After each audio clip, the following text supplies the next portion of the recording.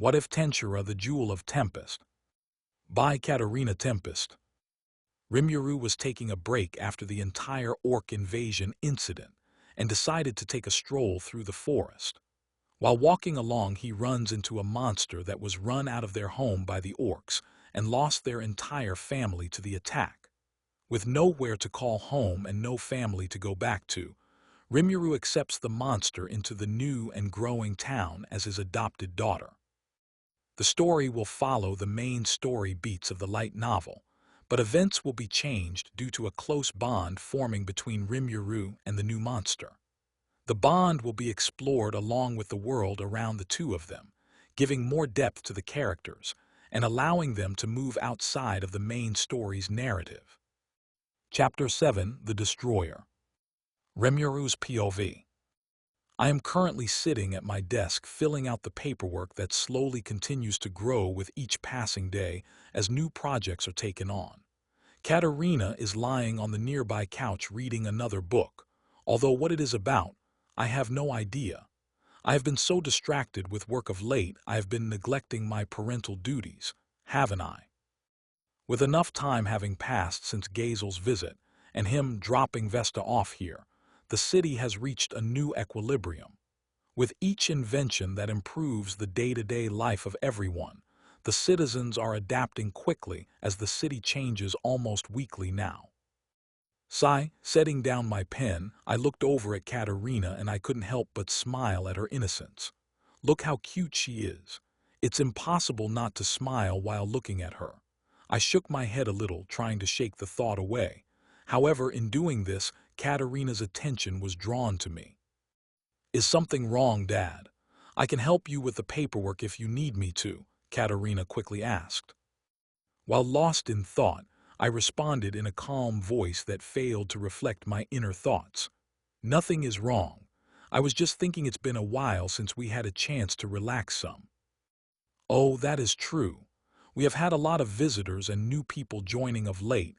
It has been quite hectic," she said with laughter in her eyes. "What are you thinking about?"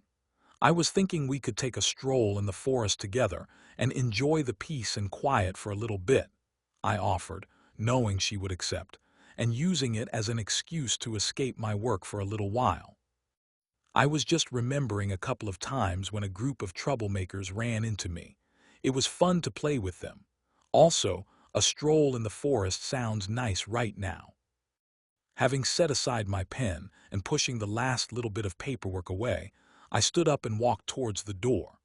I knew I could always finish the work later if needed, or, worst case, overnight while everyone else slept, so there wasn't a reason to really worry about it right now. I held out my hand in invitation. Katarina didn't need any more encouragement than that before she was up from the couch and taking hold of it. While we walked through the city, I looked around at all the new faces and made sure to respond to people who spoke to us so that they felt welcome and seen. The city was quickly changing, with buildings going up all over the place to act as housing, workshops, and stores. It was quickly starting to look like a fully fledged city with all the bells and whistles. With the different races starting to call our city home, the buildings used to house them changed to reflect that. The general look of each building remained the same to keep them in line with the aesthetic, but the functions were as varied as the people.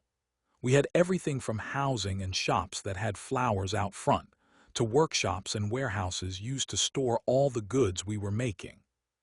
"So, what do you think about everything that has happened in the past few months?" I asked, looking at Katarina curiously. "Wow, where to even start?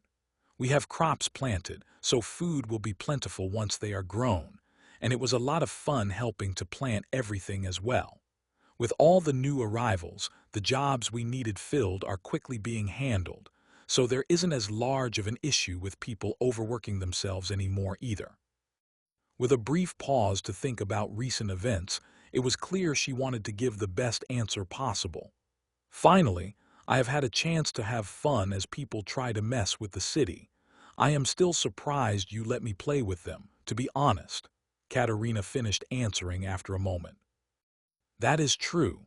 I am looking forward to all the new foods we can make once the crops are grown, As for the new people coming to live with us, there is quite the diversity, isn't there? I couldn't help but probe a little to see what she truly thought about everything that was happening.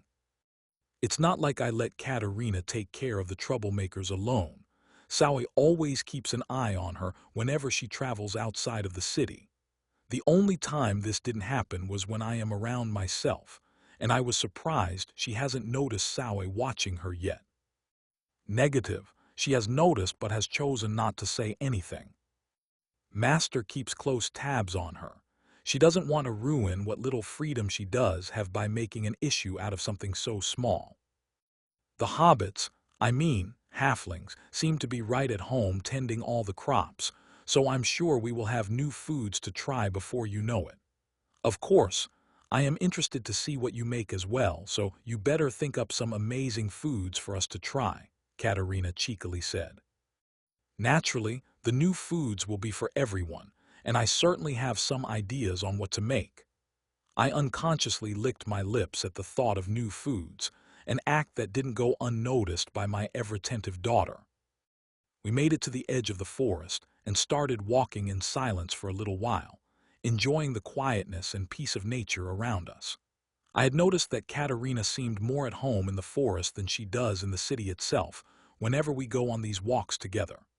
I tried to make time for us to go walking together whenever I could, but with all the new races joining and projects being started, it was hard just to keep up with everything and still have free time. No, I won't let this happen, Katarina suddenly spoke up, breaking the silence, right before disappearing deeper into the forest. Wait, and she is gone. With no other choice, I started running after her, wondering what had caught her attention and made her act this way. I found where she was quickly after following her aura, and what I saw was a little surprising. A blade tiger lay dead on the ground with its entire ribcage caved inward as if from a powerful kick, and judging from the tree it lay next to, the monster was sent flying by said kick as well. Katarina was looking over 2 insectoids when I arrived, with healing potions in hand. The wasp-type insectoid was healed easily by the potion, but the beetle was missing nearly half its body and took too much damage on its exoskeleton to recover with a potion alone. Dad, can you heal him? The potion isn't working, Katarina asked, clearly panicking about the shape the beetle was in. Looking at the beetle, I couldn't say no to her request, so I found myself asking if it was okay to help. Yes, I will heal the beetle. That is, if you are willing to let me. Yes, strong one. You may come close. Your daughter has saved us already, the beetle answered while stepping closer. I examined the beetle closely and, seeing that a potion wouldn't completely heal the exoskeleton, I took out some magisteel from my stomach to replace the missing parts. This, combined with some of my own slime cells and a potion to bind everything together, was enough to heal the beetle completely. Would the two of you like to work for me? Your protection would be guaranteed, I offered, unable to leave them out in the wilds after Katarina went through the trouble of saving them. Katarina started jumping towards me for a hug, already speaking. Really, you are the best, Dad. We would be honored. What can we do to repay you for this kindness? The wasp asked curiously. Well, first let me give you names. You will be Zejan and you will be a pedo, nomming the beetle and wasp, respectively. I would love it if you could collect nectar for me, a pedo and Zejan, if you could protect her and the treants as well. We would be glad to do so, both said at the same time, accepting the request. Great, I will lead them there then. I'm so glad we could save you. Katarina released the hug and stepped back while speaking. This wasn't really what I was expecting from our trip into the forest, but it will certainly have its benefits. I hope the honey a pedo makes would taste good, as I have not been able to find anything that resembles sugar yet. With the new residents being shown to their homes by Katarina, I decided to head back to town and finish up the last of my work before dinner. I really needed to find someone to take over doing the paperwork for me so I could sit back and relax without having to worry about it all the time. Katarina's POV. Several weeks later, currently lying in the second bean bag, I managed to convince Dad to make, and enjoying some of the honey Apido had made over the past couple of weeks, I looked out the window to admire the forest behind the office building. It had been a couple of weeks since I found Apido and Zijin, and nothing remotely fun or interesting happened in that time. Outside of the normal routine of training with Hakyuru, crafting stuff with Kurobe, and spending time in Dad's office, there wasn't much I was allowed to do without supervision. I occasionally joined hunting or patrol parties and went out into the forest, which was always exciting as the goblins allowed me to take on some of the stronger monsters without help. Saoi was always watching and ready to intervene at a moment's notice if things went wrong, but with my training so far, I haven't needed help once. Winning so much did nothing to help my growing confidence, however, as I chalked Hakyuru and Dad up to being abnormalities. They didn't count if I lost against them. Whoops, here I am lost in thought when it seems something interesting is about to happen. I was about to make it out the door when I felt a hand stopping me. Dad, I want to go see who this person is. They seem interesting and I am bored. Are you insane? I know you can feel how strong they are. I will meet them first, you stay here, came the irrefutable order from Dad. Sigh, there he goes using his commanding parent voice. I don't want to make him mad, but I also want to see this person. What should I do? Fine, I will stay here for now, but you better let me know when it's safe so I can meet them. With resignation and a fair bit of annoyance, I fell back into the bean bag. Very well, if it will help keep you in place. Having closed my eyes and settled back into a more comfortable position, I watched what was going on through the images being sent to me. The stranger was a young girl with platinum pink hair and a cheerful attitude that clashed with the raw power at her disposal. She was wearing a modest pink dress that went down just past her knees. The sleeves and hem of the dress were laced with a gold thread, which contrasted nicely with the black flower patterns on the bottom of the dress. Dad, she is strong. I can't tell how strong either. Did you follow me? No, I'm just watching through your eyes so I know what is going on. Great Sage is feeding me the information that you can see. Great, Dad won't get mad at me for this, I think. Even while watching, the Kijin were easily knocked aside by the girl, which made me worry about everyone's safety. They were the strongest people I knew outside of Dad himself, so the fact that they were defeated so easily wasn't something I could take lightly. Wait, did he just use honey? That is mine to eat. Calm down, calm down. It's better that this Milim girl has some honey instead of killing all of us. The situation was quick to diffuse after Milim tried the honey, and using it, Dad was able to talk her down from wanting to fight. Can I come see her in person now? We aren't at risk anymore after all. Fine, I will meet you in the town center where I plan to introduce her, Dad responded. That was all the confirmation I needed as I quickly left the building and took off into the sky using the bat wing mimic I got from Dad. It didn't take long to locate Milim with her massive aura and unique ability to block my soul sight. While I could tell she had a soul, obviously, the information I would normally be able to read from it wasn't there. The lack of information concerns me deeply. How could someone block me so completely from reading what they were like? I was thinking about this new development as I flew towards the location they were at, hardly paying any mind to my surroundings. I started to dive towards them, intending to land, only for my instincts to scream at me to dodge. The sudden shift ripped my thoughts away from the issue of not being able to see Milim's soul, putting my full focus on what was in front of me. I didn't spend time questioning my instincts as I closed one wing, sending me into a spiral off to the side. The next moment I noticed Milim coming straight for me, fist primed and ready to punch. Everything happened in less than a second as I felt Great Sage forcibly take over and turn me into my cat form while I was attempting to dodge. With the combination of veering to the side and shrinking into my cat form, the punch missed by an inch. However, The air pressure from the punch alone tossed me quickly off to the side. While spinning, I lost all sense of direction and left myself at the mercy of gravity. The only thing I could do at this point was throw up barriers and hope for the best. Landing heavily, it took a few moments to reorient myself, even after having thrown up several barriers for protection. The barriers were quick to shatter as I was thrown straight into a nearby tree, but they did a good job of taking the brunt of the damage regardless. Taking a quick check of my body to make sure nothing was seriously damaged, I could only gasp as my body refused to move. Potion will be applied shortly, and you are welcome, cat. The second I finished listening, I could feel the lip of a potion glass on my lips, and the potion began to pour straight down my throat.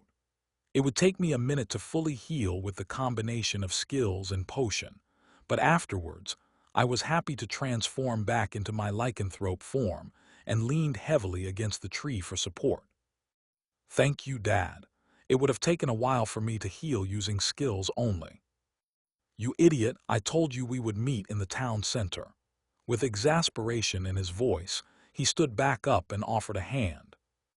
Sorry, I wanted to meet her sooner than that. The announcement won't be for another hour, right? Fine, fine, you can join us for the tour then. With a shake of his head, Dad was ready to drop the topic at hand. I looked over towards Milim, who was looking away from us as if trying to ignore everything that just happened. That didn't last for long, though, as Dad started to scold her, much to my surprise considering the power difference. What the hell, Milim? I told you, you can't just start attacking people randomly. Dad raised his voice while speaking. It's not my fault. It looked like she was coming to attack you and she was trying to examine me, Milim said, clearly trying to get out of the trouble she brought upon herself. I didn't envy Milim at all. Having been on the receiving end of Dad's scolding far too many times before, I knew what it was like. Choosing not to get involved, I watched silently from where I landed even as I tried to calm my racing mind. She could have killed me, and would have, if I didn't react based on my instincts. Milim is super scary, feeling a shiver run down my body from the near-death experience, even as I try to shake the feeling off. The moment I cleared my head, I felt a shift in the air once more, and while I couldn't say what caused it, I raised my guard to the maximum. Sis, Milim yelled even as she dashed forward into a tight hug with me. Confusion washed over my mind at the sudden shift in attitude. All I could do was try and figure out what was happening. What? Do we know each other? At my question, Milim quickly backed off and started to mutter something under her breath that I couldn't quite make out. I wasn't sure what caused her to call me sis, but it wasn't like I was going to deny that I loved the idea of having an older sister. Hey Milim, what did you mean by calling Katarina your sister?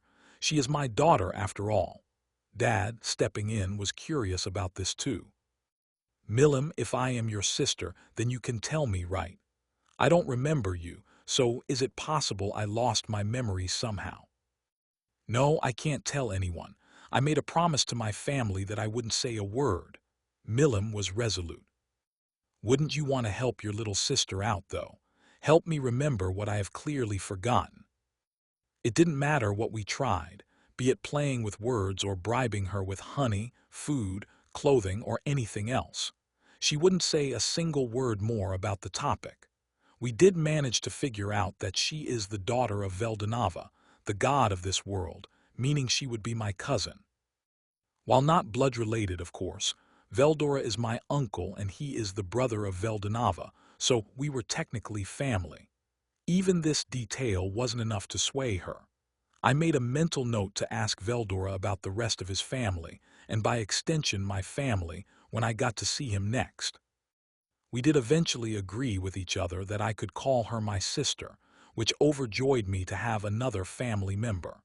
With the sudden revelations over, and us accepting Milim as a new member of our family, even if by distant non-blood relations, we started to walk back towards the city. Rimuru's POV. I was walking towards the city with Milim in tow, as she wanted to see the city and I had no way to make her leave. Hopping the trees would have a calming effect on Milim just like they did on Katarina. I wanted to take my time. However, Milim was far too excited for her to walk slowly. "Can I come see her in person now?" Katarina's question sounded in my head. I let out a small sigh, knowing that I couldn't keep her away from Milim forever. I was just glad that Milim was dressed modestly so that Katarina wouldn't get any crazy ideas about clothing. Trying to suppress my worry, I answer back. "I will meet you in the town center where we plan to introduce her." I didn't get a response to my answer, but that was to be expected with how excited Katarina was to meet someone from outside of the city. We had just made it to the edge of town when I noticed that Katarina was not, in fact, moving towards the center of town but flying straight towards us. As I watched her start to dive towards us at a speed I was about to yell at her for, I noticed a shift in the air. It was subtle and fast, but my instincts were screaming that something was wrong, and in the next instant, a strong gust of wind hit me from where Milim was watching. Katarina seems to have the same feeling, as the next moment I am forced to watch as she starts to spiral in the air. While watching Katarina fly down, I could instantly tell that the spiraling was on purpose even as she started to drift sharply off the course she originally held and aimed towards the forest instead. In a blur of pink, I saw what could only be Milim flying straight at Katarina at speeds faster than I could follow. "Kat," terror gripped my voice as I screamed at her. Right as Milim was about to connect her punch, a flash of light had Katarina in her cat form, and the decrease in the size of her body was just enough to allow the punch to sail right past her. The shockwave from the punch was strong enough that it sent her flying straight into a tree with an audible impact, and my fear was renewed tenfold. "Recommend administering healing potion immediately." I couldn't tell how much damage Katarina took just from looking at her, but if Great Sage was suggesting a healing potion to be given, then I wasn't going to argue. It was uncommon for Great Sage to speak with such urgency, and she had never led me wrong before, so I quickly obeyed the order. With fear-induced adrenaline pushing me forward, I was rushing over to Katarina and tipping a potion into her mouth, even as she groaned in pain. How reckless can she be? She took enough damage that her pain resistance isn't even enough to completely suppress it.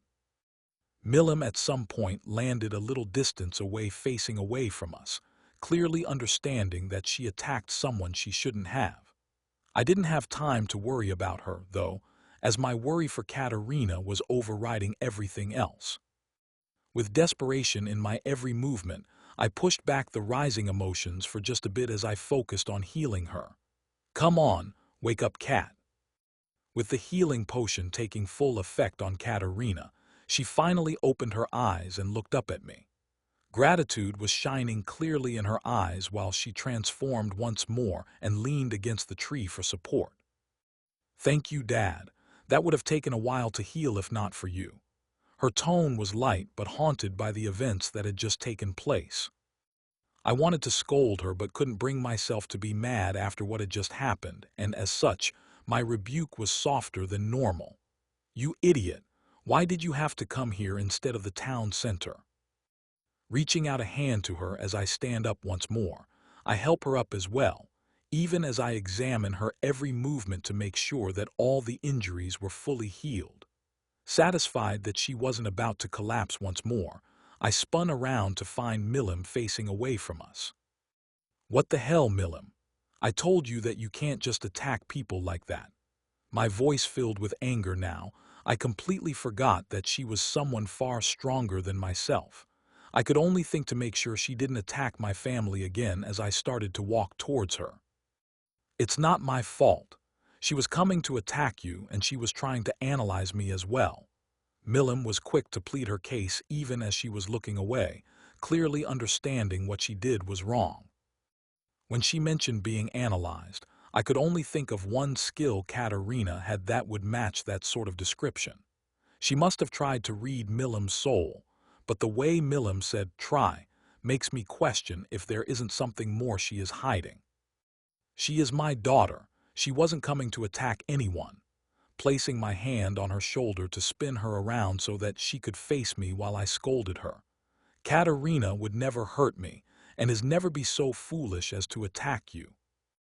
With my words said, I watched as Milim slowly turned around to face me fully, although there was the undeniable look of surprise on her face as she faced me. Milim seemed to have completely forgotten that I was standing there as she looked past me towards Katarina, her eyes going wide as she got her first good look. "Sis," Milim shouted without another thought. "What the hell is she talking about? How is Katarina her sister when they have only just met?" I couldn't help but turn and look at Katarina again, seeing the same shock and confusion that I was feeling mirrored in her eyes. Milim disappeared once more, but this time, instead of attacking, she went to hug Katarina tightly. What in the world is going on? Did the two of them meet before? With my mind racing, I tried to think of some kind of explanation. My thoughts were soon broken, though, by the sound of Katarina's voice. "What, do I know you?" The single question was enough to bring me back to the current situation, and to bring Milim back to her senses as she instantly released her hug and backed off. "Mind explaining what just happened, Milim? How is my daughter your sister?" "No, I can't tell you. I made a promise to my family that I wouldn't tell anyone." Clearly distressed that she said something that she shouldn't have, Milim quickly rejected the question. Here I thought she was just a kid, but no matter what Katarina or I tried, we couldn't get her to say another word on the topic outside of who her parents were. The only thing we do know for certain is that Milim still thinks Katarina is her sister, as she never tried to say otherwise. With that in mind, I could see Katarina thinking about something that held great importance for her. Once we realized that we couldn't get anything out of Milim, Katarina suggested that they could be sisters anyway based on the shared relationship they had. While they technically would have been cousins, that wasn't about to make Katarina shy away from gaining an older sister. I recognized that she just wanted to have a bigger family like she used to have the company and comforting presence of people she could trust once more, so I didn't fight against it. Katarina's POV. I have a big sister now. Excitement isn't a strong enough word to describe what I was feeling as my emotions were boiling over. I found myself walking alongside Milim as we explored the city while waiting for everyone to gather for the introduction. Sis seemed to enjoy the food a lot, and I couldn't blame her, as I was making suggestions on what she could try next. While we explored the city, Gabaru came up to us wanting to show Dad something. At first I ignored him, but then he made a near-fatal mistake. "Oh, who is this little girl with you, Sir Rimuru?" Gabaru said while looking down on Milim. Milim started to get a scary look on her face. "Did you just call me little?"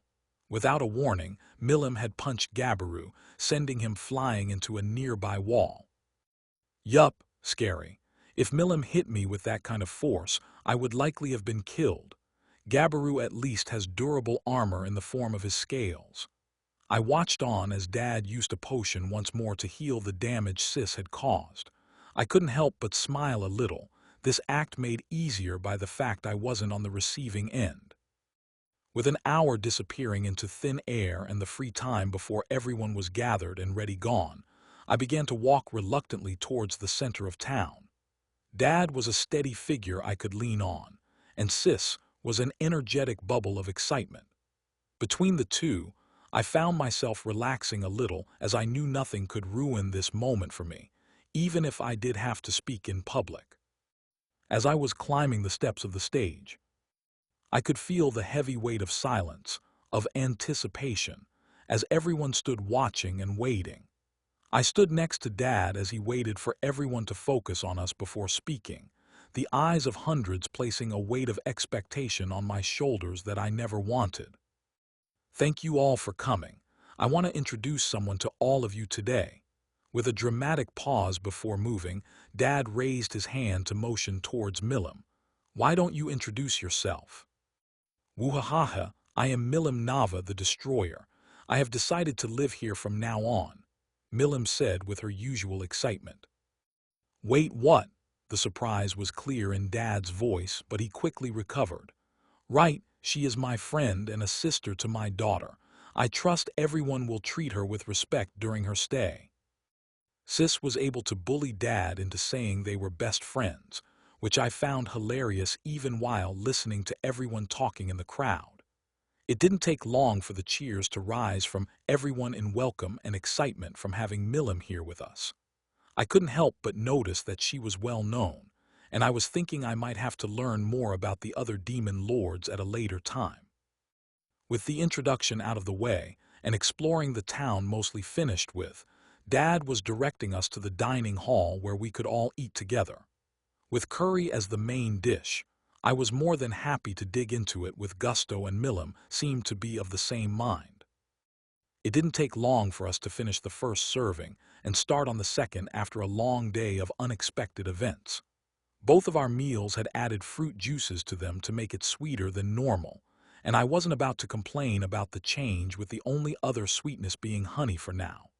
With full bellies and the day drawing ever closer to an end, it was suggested that we go to the hot springs to relax before bed.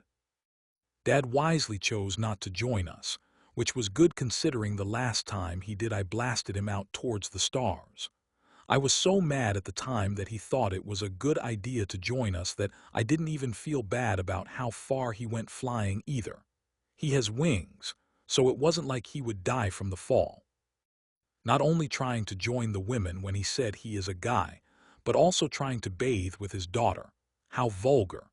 Admittedly, he didn't know I was in the hot springs until he was sent flying, his little slime form blending in with the stars after he flew some distance. It still didn't absolve him of the crime for trying to enter the women's bath as a man, though. Relaxing in the warm water, I found myself lying against the edge of the bath and sinking into the water's embrace. The feeling of the hot springs never failed to help relax my mind and ease the tension in my body after a long day. However, someone had other ideas. I couldn't help but laugh as I began to watch Milim swimming in the water, much to the dismay of Shuna and Shin, who had also joined us. Trying to calm her down a little, I decided to speak up. Big sis, try not to splash too much water. If you do, it will annoy the other people in here with us. There aren't many baths like this, though. It's so much fun and the water feels amazing. I'm sure it does, but you must be respectful of others. We can go to a lake sometime and spend the whole day swimming if you want, some other time. I offered this as a compromise to get her to calm down in this moment. Milim's eyes lit up with excitement as she responded, I'll hold you to that promise, sis. With how her face lit up, it was clear that this was one promise that wouldn't be forgotten. While climbing out of the hot springs and drying off, I could only hope that I would be able to form a strong bond with Milim as the days went on. I was longing for a family that the citizens couldn't quite fill, and with just Dad, I didn't feel like our family was real sometimes. I loved him as a father, and he loved me as a daughter back, but with just the two of us, it could get lonely if we got busy and couldn't make free time to spend together. It would be reassuring to have someone strong that I could call my family and rely on as well, but that was a secondary thought. Of course, I wouldn't shrink from my duty to help her out whenever I could either. With Milim being worn out after the bath, and having enjoyed every second of it, everyone agreed that we should call it a night. With the day ending, I was relaxing in bed thinking about the events of the day as sleep slowly took over. One thing that was for certain is that things weren't going to be boring while Milim was around. That much I could sense already, and it made me excited for what was to come. Chapter 8-Rude Visitor. Katarina's POV. Sitting on the edge of the bed, I stretch out, doing my best to wake up. Mornings are always such a drag before breakfast, but waking up on time is better than being late to practice. I guess I should wake up sis so that we can eat before the day starts to kick off in full swing. Knocking on the guest bedroom door, I call out, Sis, it's time to wake up. You won't get breakfast if you aren't downstairs soon. Why does a demon lord need to wake up this early? I want to sleep more. Okay then, I will come get you after breakfast, and the next meal won't be until dinner." After this comment, I couldn't help but laugh as I could hear her quickly getting out of bed. Waiting at the end of the hall, it took less than 2 minutes for her to be out of the room and heading my way. I guess I did manage to learn a couple of things from Dad without realizing it, even if he does use the same tactics against me. Milim was once more dressed in her pink dress with black floral patterns and golden lace around the edges, making her far too cute. Pushing the thought of how cute she is aside for now, I started leading the way down the stairs. I wonder what kind of food Milim normally has if she liked the meal from yesterday so much, but I am glad she is enjoying herself here at least. Breakfast was a simple spread of bread, jam, and soup, which Sis seemed to love, and with her enthusiasm, it made the meal better for everyone else as her energy was contagious. I wonder what the day will hold for us, as I was given permission to skip training in the mornings while Milim was around, so I don't have to worry about that. When I noticed Dad deep in thought about something, I spoke up sounding slightly concerned. "Hey Dad, what has you thinking so much?"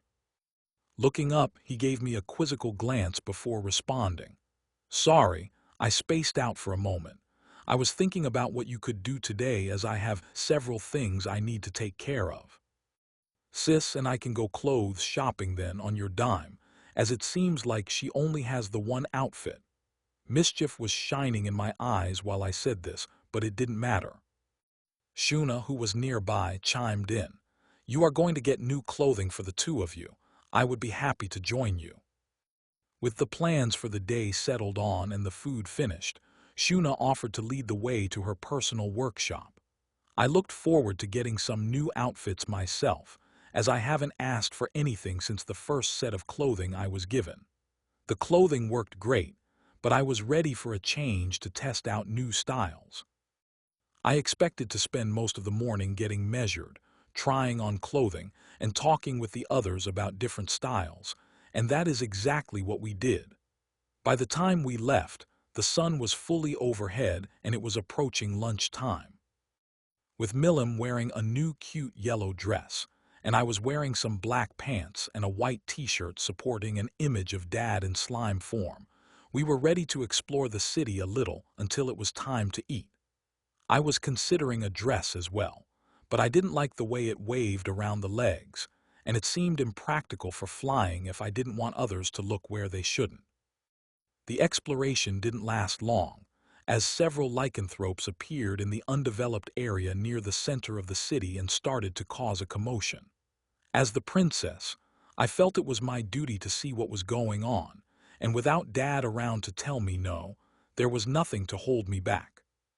The leader of the group was saying something about us joining some demon lord, and Rigurd, being the Goblin King, stepped up to deal with the situation. I quickly found myself getting mad as this Phobio person hit Rigurd, and Milim seemed to be of the same mind as we walked up. Tossing a healing potion to Rigurd, I spoke up myself to try and calm down the situation. "Mind telling me what is going on? We aren't about to join some demon lord who sends an idiot like you to bully us." There was steel in my voice as I didn't appreciate being looked down upon, but I didn't want this to escalate further if it could be helped. "You must be a seriously weak lycanthrope if you are hanging out with this rabble." Phobio's response was quick and rude.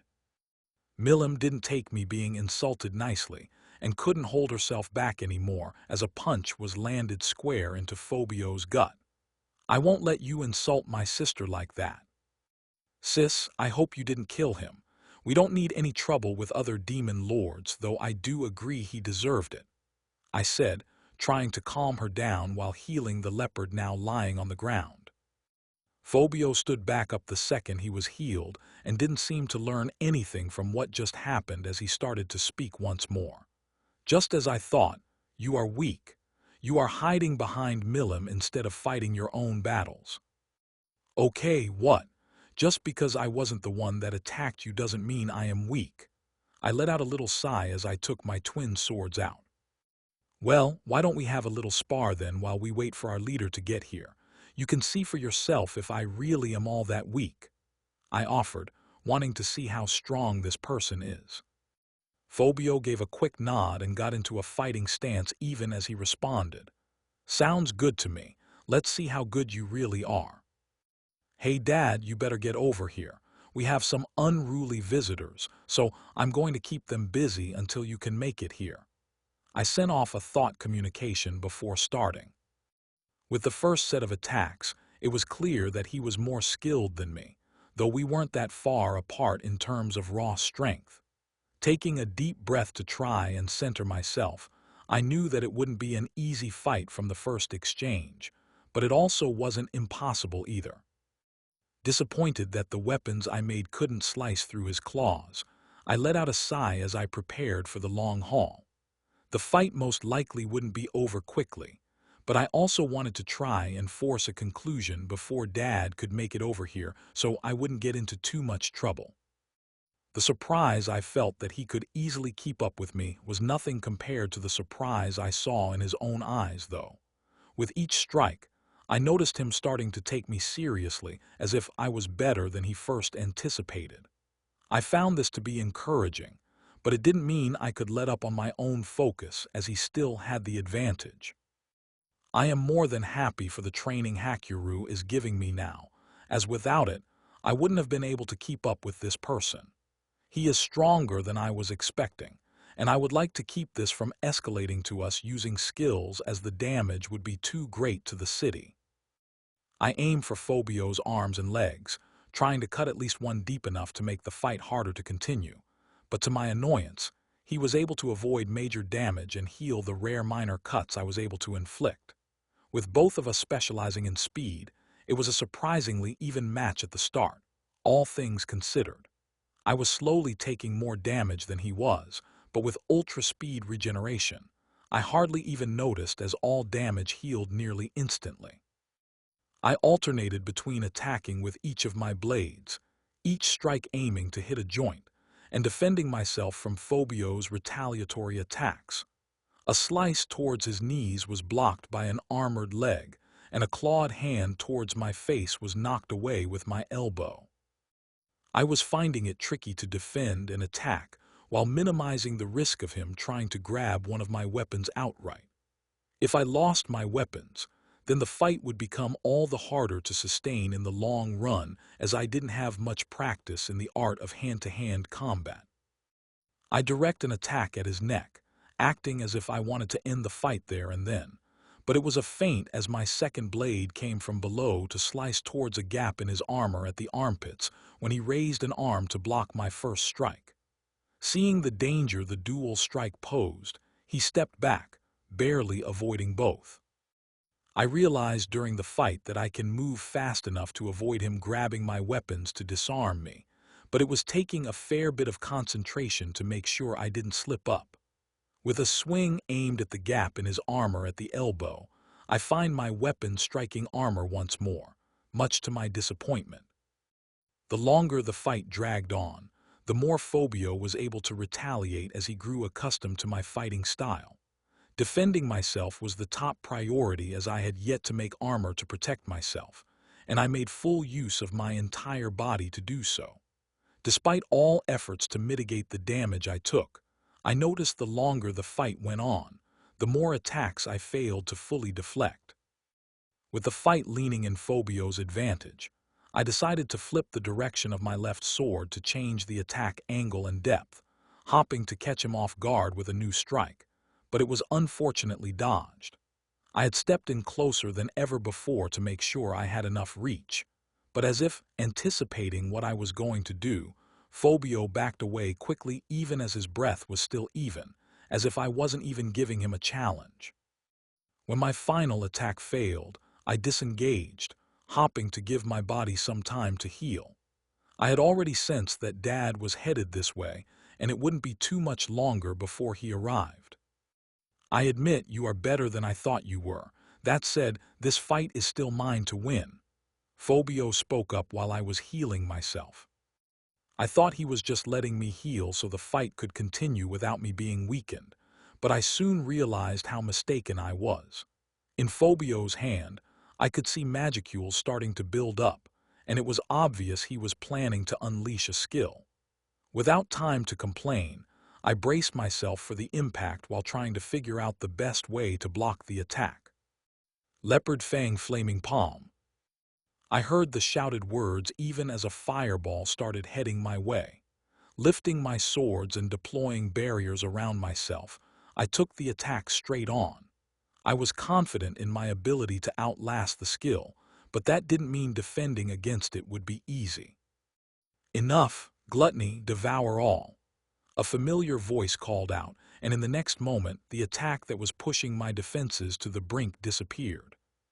Falling to one knee, I breathed heavily after exhausting so much of my magicule reserves in the fight, but I was still alive.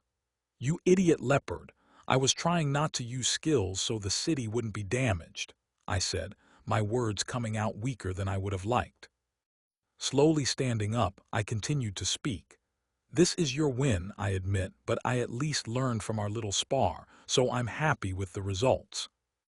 I was glad to have had the match because it added a little uncertainty and excitement into my life, as I had never fought someone with a fighting style like his.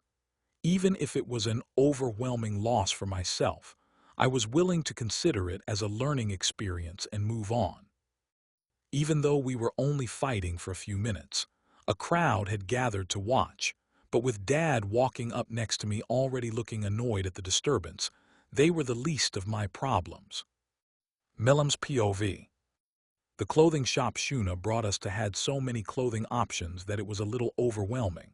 Shuna was able to offer some advice on what might look good on me at least, which helped. Well, with Shuna's advice, I can at least make some choices for myself. Let's start with some different pieces and go from there. Each outfit I picked out, it was taken to be adjusted to my size, but I did choose a couple that fit me well enough off the shelf. I was eager to get out of the workshop and have some lunch, and Sis seemed to think the same thing as we walked outside and looked around for a little while. Rimuru said he would meet us afterwards, so it was up to us to waste a little time until he came to find us. It wasn't long before something exciting happened, drawing our attention in a different direction.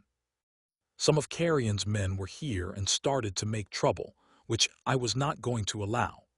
Rimuru would be mad if something happened while he was away, and I did not want him to be mad at me for standing by and doing nothing. I found myself following Katarina as she beat me to moving, clearly curious about what was going on as well. I'm surprised she noticed it at the same time as me. She must have amazing senses, I thought, admiring her even more. We arrived at the scene right as Rigard was getting hit in the face, and this pissed me off. How dare this magic-born attack my bestie's subordinate? Before I could act, I heard Sis talking to the person, trying to calm down the situation, but giving no leeway for him to do as he pleased. I was proud to hear her because it reminded me of all the times she asserted her dominance in the past without having to resort to fighting. She had the presence of a ruler, a person of importance. Considering who she was the daughter of, that wasn't all too surprising either. Humans were always the most difficult to deal with back then, as most didn't have the ability to sense how strong someone was. This naturally led to many people underestimating us and a bit of fun following. Like I would listen to some weak lycanthrope who hangs out with this rabble, came Phobio's response. Did he seriously just insult my sister? I won't stand for this. Without thinking about the consequences, I launched myself forward and punched Phobio in the gut. I had enough common sense to not kill him at least, which I praised myself for, as I didn't want to make Carrion mad and have another problem on my hands. I won't let you insult my sister like that. Sis, I don't think he is listening anymore, Katarina answered lightly, clearly trying to hold back a laugh. I would rather not start trouble with a demon lord if it can be helped, though. I watched with annoyance as Katarina healed Phobio and tried to talk to him again, but he just insulted her again instead. I was about to attack again, but I didn't have time to before Katarina offered to spar with him. I am curious about how strong she is now, so I will stand back and watch from the side for now. I knew she would be mad if I interfered, so I didn't want to if it could be avoided. With each attack that Katarina made, I started to notice the lack of refinement in her movements. It was almost like she was a completely different person than I used to know. I know she lost her memory, but does that also mean she lost her fighting skill too? I thought, disturbed by the drastic difference in ability. I am glad that I let this play out as I learned something new while watching, even if I can only tell a few people about it. As the fight continued, I could see a noticeable shift in Katarina as she was honing her abilities while fighting, but even as she improved, Phobio was still able to easily outpace her. She hasn't lost her fighting spirit at least. She is as persistent as always when fighting for keeps. It was clear that Phobio had the advantage in experience, but with each exchange, Katarina was slowly improving her technique. I felt a smile playing on my lips as I watched Katarina's swords cut through the air, each strike aiming for a gap in armor only to be blocked at the last moment.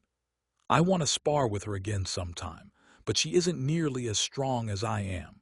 Well, maybe I can train her so she can grow stronger. Yes, that is exactly what I will do. The fighting stopped as suddenly as it had begun and as neither side had claimed victory. I was confused, so I asked outright why, subtlety never being my strong point. "Sis, why aren't you finishing the fight?" While asking this, the energy around Phobio started to shift, and it was clear he was getting ready for an attack.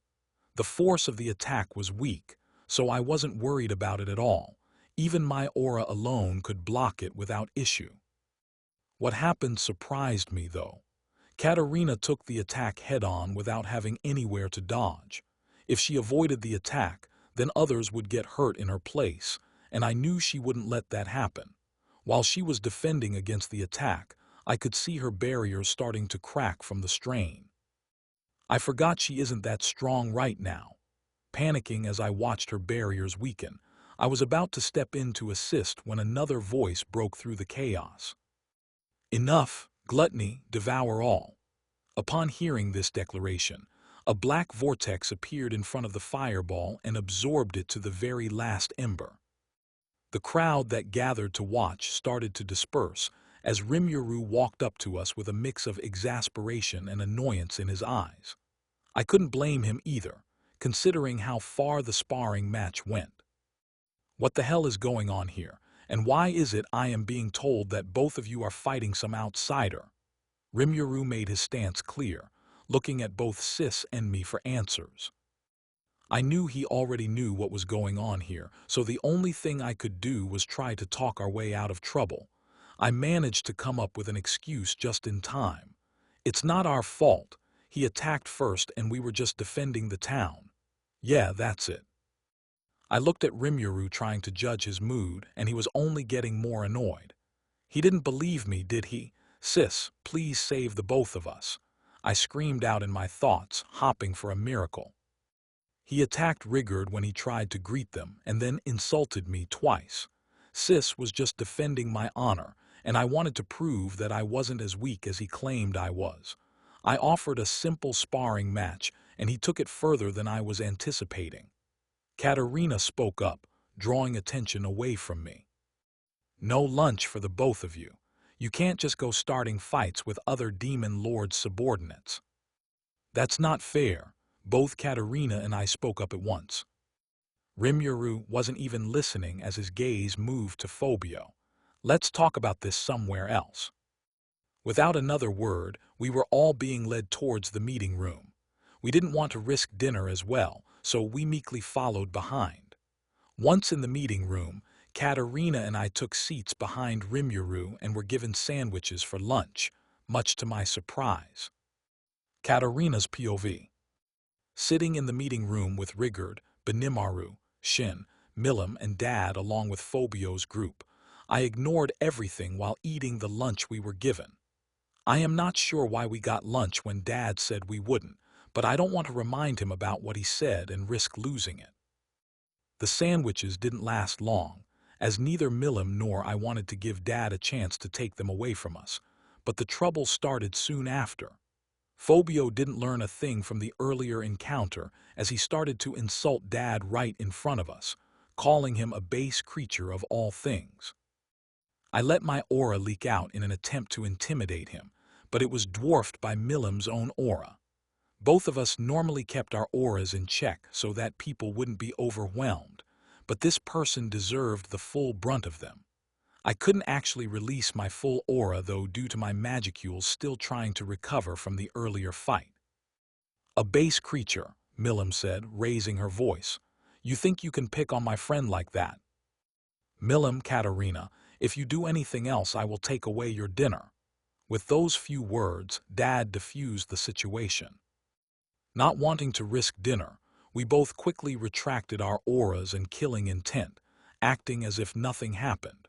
It was the one time where I could sit and talk with everyone as an equal with the executives, and I didn't want to lose the relaxing atmosphere it provided.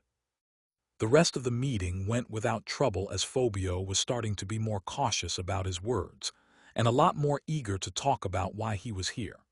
He was sent here to scout out the area and figure out what happened to the Orc Lord, and determine if any surviving Magicborn would be interested in joining his master.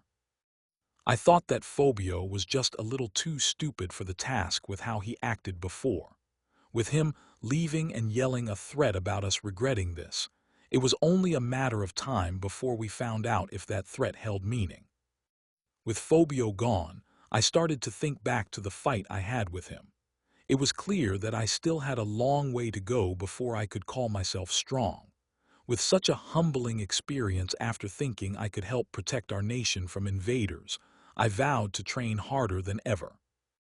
"What is it you want to ask, Kat?" "I will attempt to figure out a way to make this happen." With my request made, I focused on my surroundings once more. The entire conversation with Great Sage took almost no time at all thanks to thought acceleration, so nothing of importance had happened before I was able to refocus. With Dad turning on Millem next to try and get some information out of her, I realized this would be the perfect time to get back on his good side. I also wanted to learn more about the other demon lords, so hearing it from Millem firsthand would be valuable information going forward. With Dad saying a few words suggesting that we might accidentally meddle with another demon lord if we didn't know what was going on, Millem slowly started to lose the mental fight she was having with herself. I offered to help make a new weapon for Millem to help drive the idea home, and she was telling us everything we wanted to know soon afterwards. 3 other demon lords wanted to make a puppet demon lord that they could control to gain more power for themselves, and Millem was just in it to help cure her boredom. This information wasn't something we could deal with easily, and I could see the worry that Dad was doing his best to hide. I knew why there was such interest in the forest now, and that with Millem here it was unlikely the other demon lords would attack us directly. The main worry I had was if Millem left, then anything could happen. Taking a deep breath to settle my thoughts, I stretch out and stand up, ready to leave the room. "We will have to be more vigilant going forward, won't we? That Phobio person was strong, and he is just a subordinate, so we could be in trouble if a war is started." I spoke up, drawing the attention to me. "We will deal with it when it comes up. I would rather avoid a war entirely and just live peacefully, but with how this world is, I wonder if that is even possible," Dad said, being unable to hide all his concern as he tried to reassure us, although it was less effective than his normal cheerful attitude. "Well, if we might get dragged into a war, it would be good to be prepared. Sis, would you be willing to help train me? I want to get stronger before anything else unexpected happens so that we can be ready for anything." I said this in a serious voice, much different than the way I normally talked. Millem, jumping at the chance, took my hand and started walking out of the room while speaking. "Wahahaha, I would be glad to train you, sis." 1 week later. Finally, it's done. I called out into the workshop where I was working. Millem, unable to wait any longer, dashed over. "Really? My new weapon is done." I laughed a little before holding out a pair of bright pink, ultra-soft dragon knuckles. Here you go. Now we can spar without having to worry about you hurting anyone.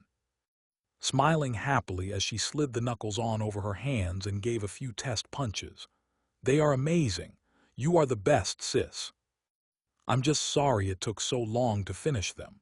It took some trial and error to get the enchantments just right. No, it's okay. They were worth the wait, I promise, Milim said, trying to offer reassurance. I give her a quick hug and led the way out of the workshop. Come on, let's show everyone else and test them out. Milim was more than ready to show them off, and with that, we started walking towards the training area.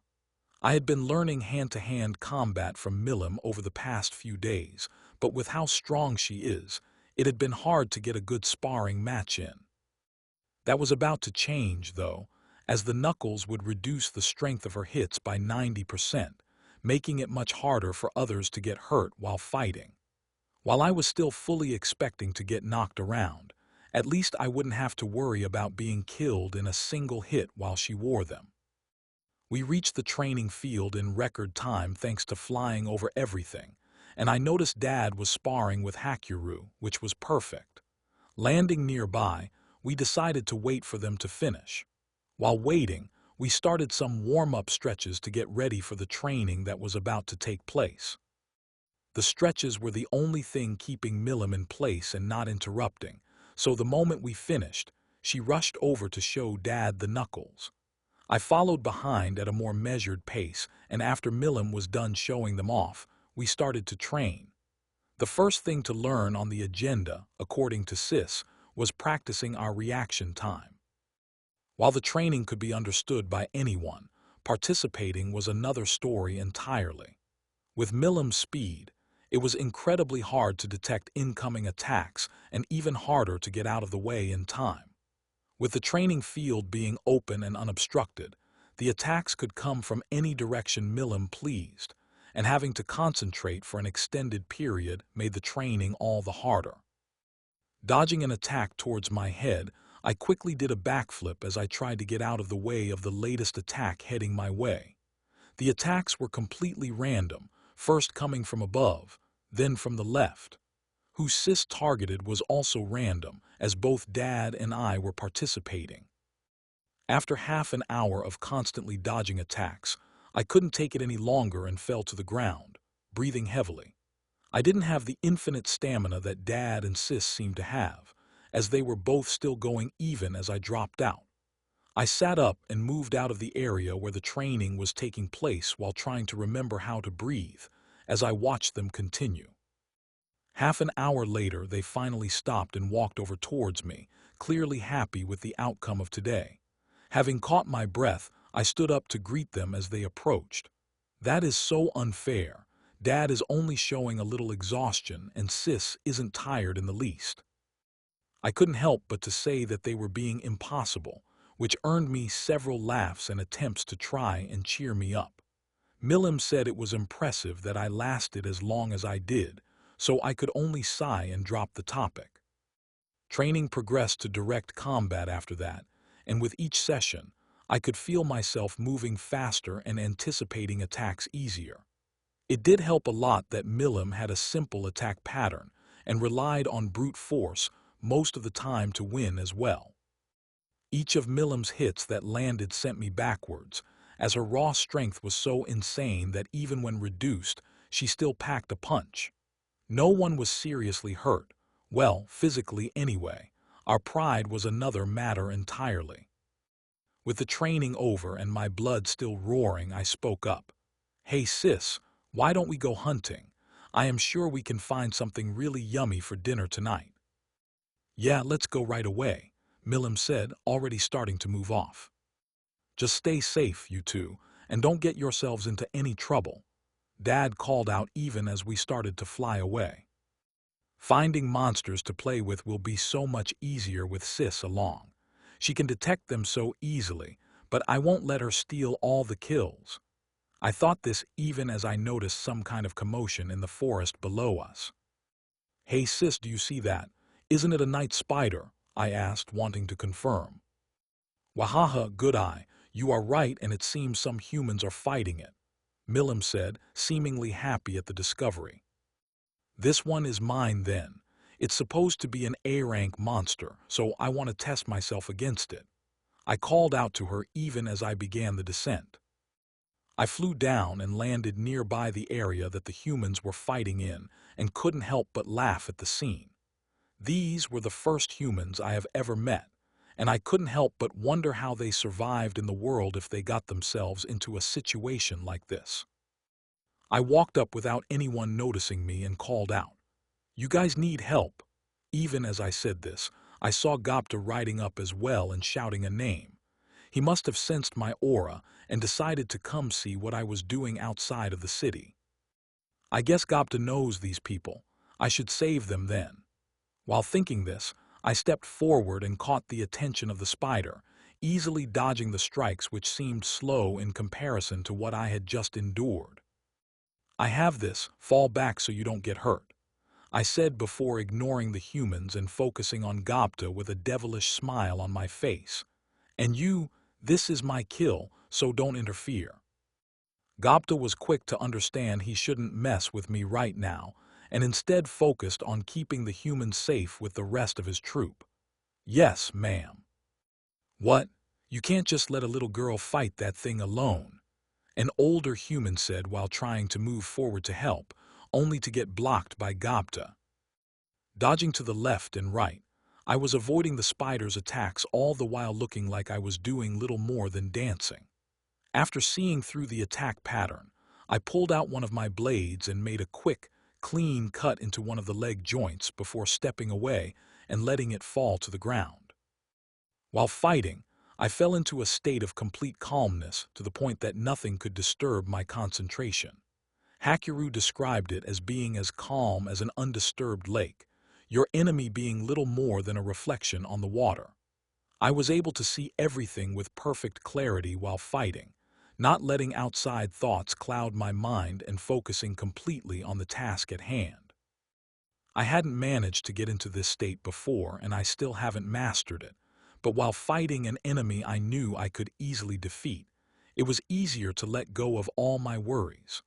The fight was over almost before it started, as I cut off several more legs, leaving the spider immobilized before landing the final blow. "Gopta, why don't you take this back so we can use it for dinner? Also, can you lead these people to the city? I'm sure Dad will want to meet them," I said before regrouping with Milim to look for more monsters. "You are getting better. Even while taking your time, it only took you 2 minutes to kill it," Sis called out even as I approached her. "Sorry for keeping you waiting, Sis. I wanted to make sure I didn't rush things and lose its attention." I gave a smile even as we started to fly off in a random direction. It took almost no time at all to find a couple more monsters to add to the feast, so we headed back. Just in time for the meeting between the humans and monsters to start. I hope the humans are smarter than Phobio.